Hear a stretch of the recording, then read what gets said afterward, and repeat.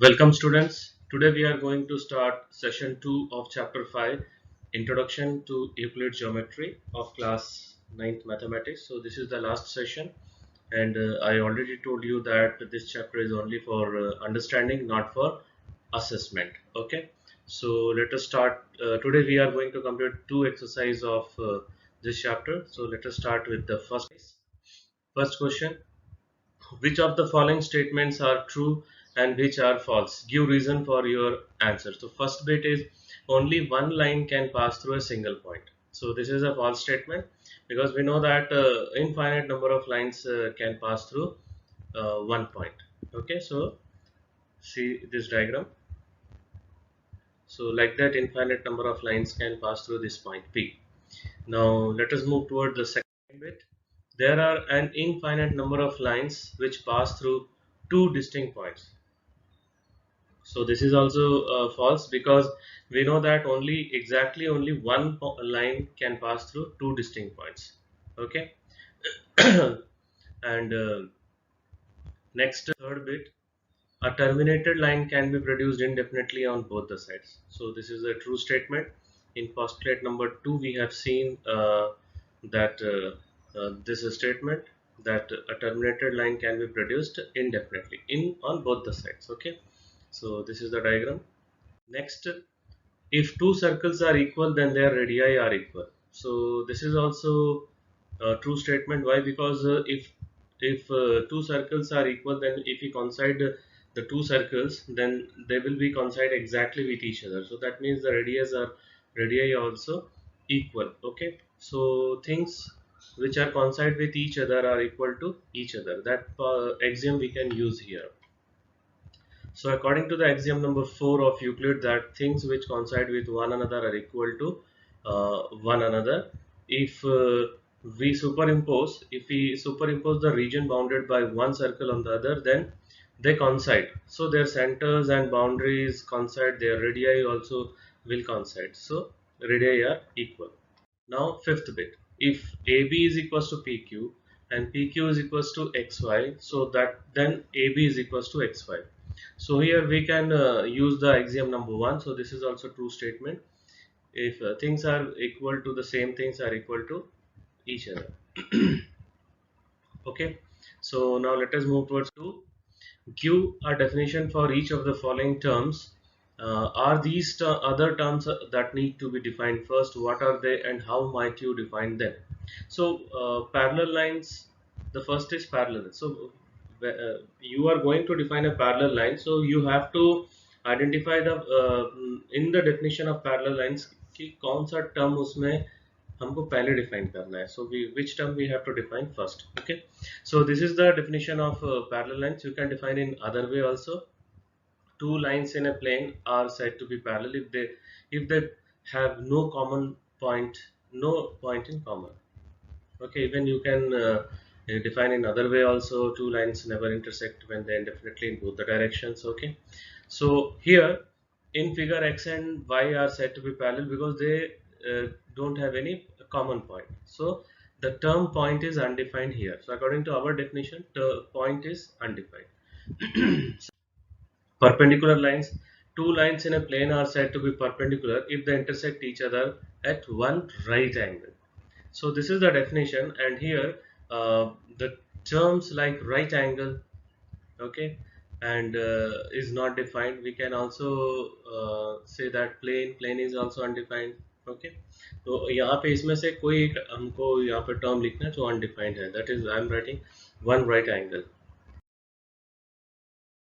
Now the third bit, line segment. The definite length between 2 points is called the line segment. We can write a part of a line segment having its two endpoints also.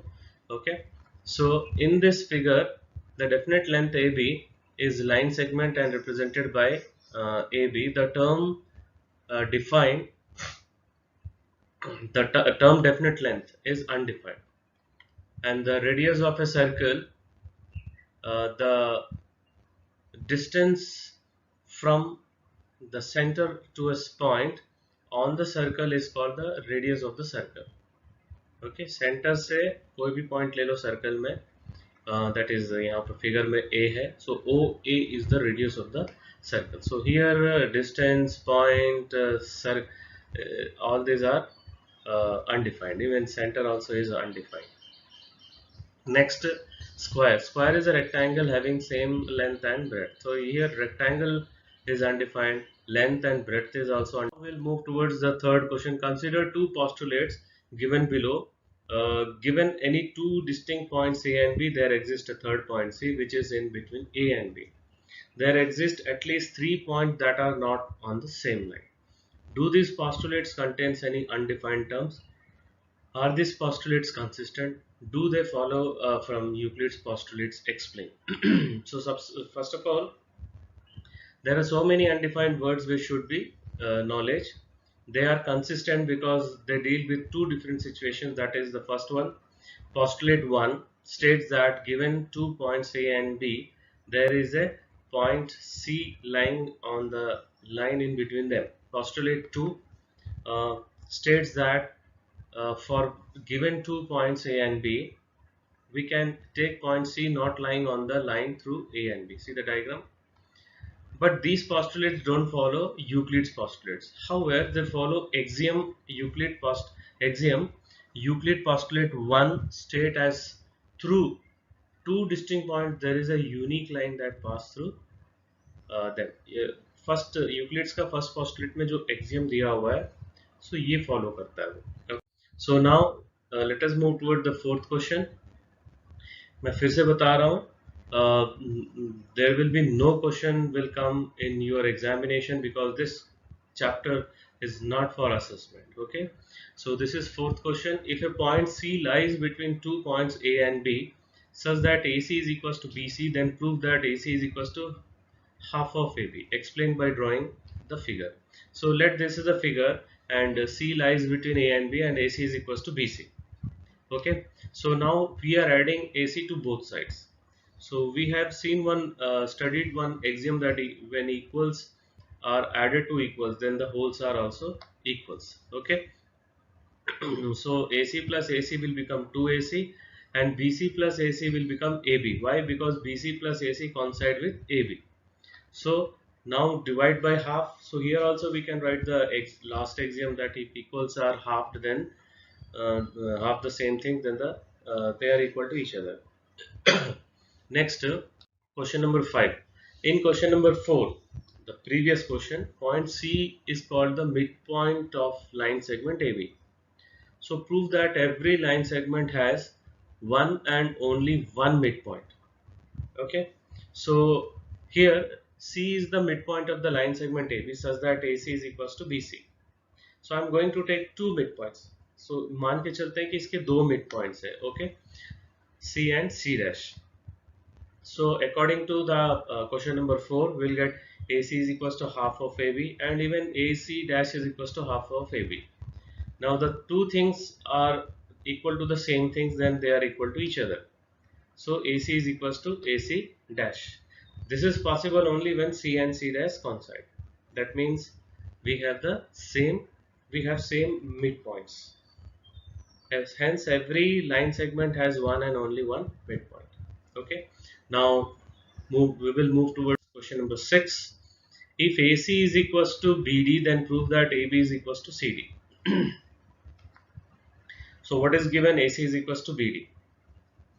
Now BD can be written as BD.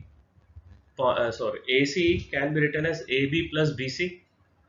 Similarly, BD can be written as BC plus CD. Okay, and now we are going to substitute in equation number 1. Now here BC both are same on the both sides, so we are going to subtract BC because if equals are subtracted from the equals, then the remainders are equals. Okay, so this exam we have already studied, so we'll get AB is equals to CD, right?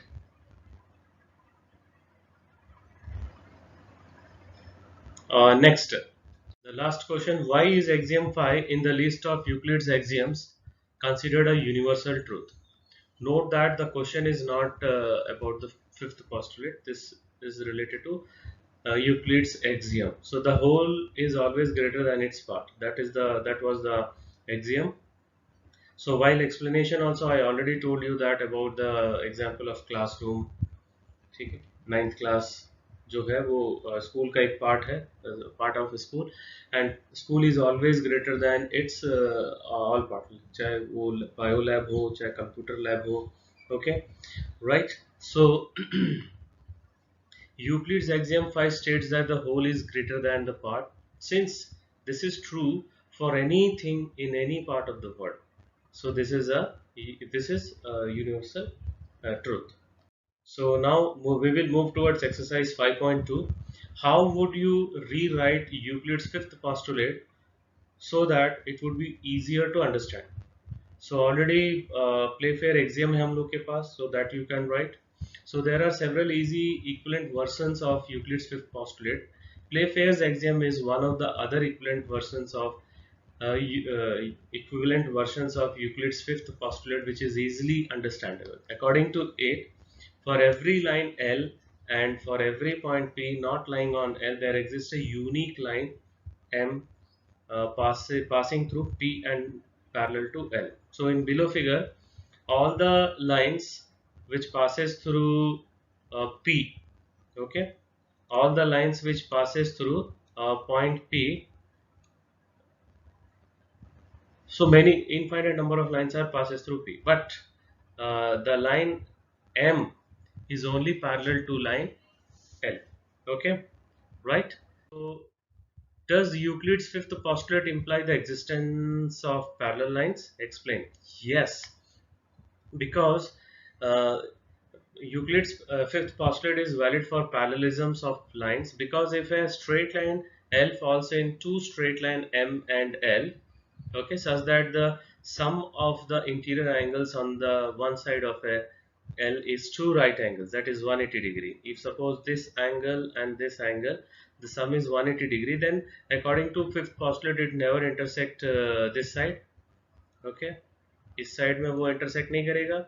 Now if this side is 180 degree, the sum of angles, so the sum of angle on this side is also 180 degree, so this side also it will never intersect according to that postulate.